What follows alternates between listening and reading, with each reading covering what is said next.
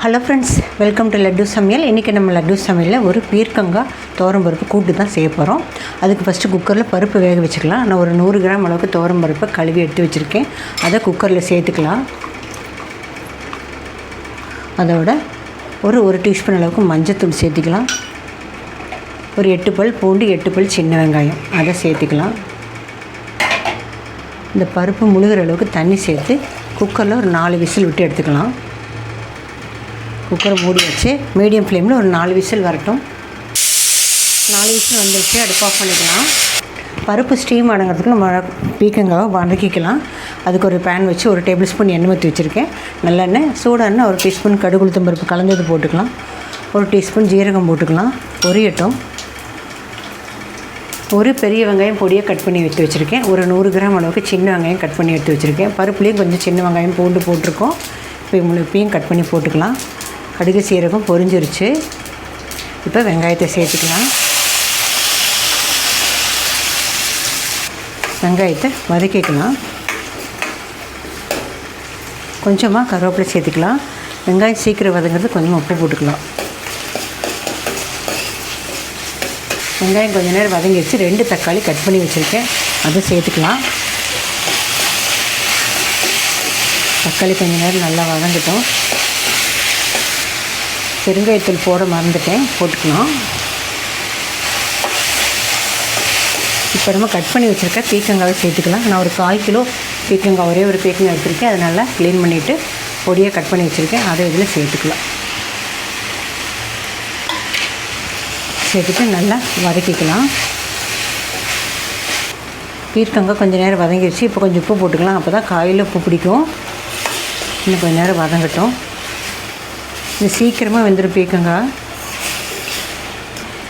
அதனால் ஸ்டீம் பண்ணக்குள்ளே நம்ம இதையும் வதக்கிட்டோம்னா டக்குன்னு நமக்கு கூட்டு ரெடி ஆகிடும்.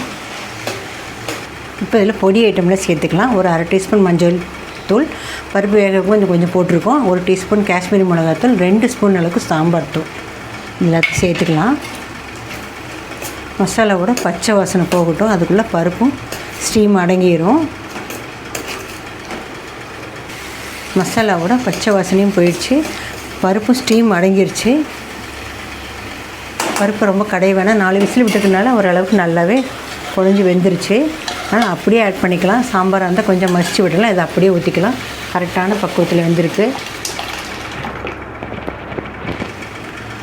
அவ்வளோதான், ஊற்றிட்டோம்.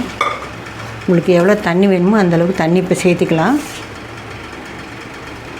இப்போ இந்த கூட்டுக்கு தேவையான உப்பு போட்டுக்கலாம். வெங்காயம் வதங்கும் போது காய் வதங்கும்போது கொஞ்சம் கொஞ்சம் போட்டிருக்கோம்.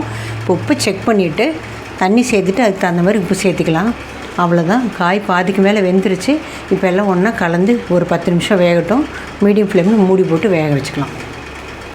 இடையில ஒரு தடவை 2 தடவை நம்ம கலந்து விட்டுக்கலாம். நான் ஆல்ரெடி ஒரு தடவை கலந்து விட்டுட்டேன். இப்போ இன்னொரு தடவை கலந்து விட்டுடலாம். பாருங்கள், எல்லாம் கலந்து நல்லா வெந்து வருது. இப்போ வந்து 2 பச்சை மிளகாய் போட்டுக்கலாம். தாளிக்கும் போதும் போடலாம், இந்த மாதிரி இடையிலையும் போடலாம், கடைசியிலையும் போடலாம்.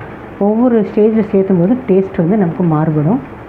அவ்வளோதான். இன்னும் ஒரு 5 நிமிஷம் கொதிச்சா போதும், ரெடி ஆயிடும் நம்முடைய கூட்டு. 5 நிமிஷம் ஆயிடுச்சு, திறந்து பார்க்கலாம். அவ்வளோதான், நம்முடைய சூப்பரான துவரம்பருப்பு பீர்க்கங்காய் கூட்டு அட்டகாசமாக ரெடி ஆகிடுச்சு. உங்களுக்கு எந்த சாதத்தில் பிசைஞ்சு திங்கிறதுனால கொஞ்சம் நம்ம இந்த மாதிரி கன்சிஸ்டன்சிலே எடுத்துடலாம். தொட்டுக்கிற மாதிரி இருந்தால் தான் நமக்கு வந்து கொஞ்சம் கெட்டியாகிற வரைக்கும் இருக்கணும். நம்ம பிசைஞ்சு தான் சாப்பிட போகிறோம். லாஸ்ட்டாக அதில் கொஞ்சமாக பொடியாக நறுக்குன்னா மல்லி இலை தூவிக்கலாம். நல்லா தாராளமாக தூவிக்கோங்க. அவ்வளோதான், நம்மளுடைய சூப்பரான துவரம்பருப்பு பீர்க்கங்காய் கூட்டு அட்டகாசமாக ரெடி ஆகிடுச்சு. சூடான சாதத்தில் நெய் போட்டு சாப்பிடும்போது அவ்வளோ ஆப்டாக இருக்கும். நீங்களும் இதே மாதிரி ட்ரை பண்ணி பாருங்கள். பிடிச்சிருந்தால் லைக் பண்ணுங்கள், ஷேர் பண்ணுங்கள், கமெண்ட் பண்ணுங்கள். என்னோடய சேனலை சப்ஸ்கிரைப் பண்ணுங்கள். மறக்காமல் பெல் ஐக்கானையும் கிளிக் பண்ணுங்கள். ஃபேஸ்புக், இன்ஸ்டாகிராம் பேஜை ஃபாலோ பண்ண மறந்துடாதீங்க. தேங்க்ஸ் ஃபார் வாட்சிங்.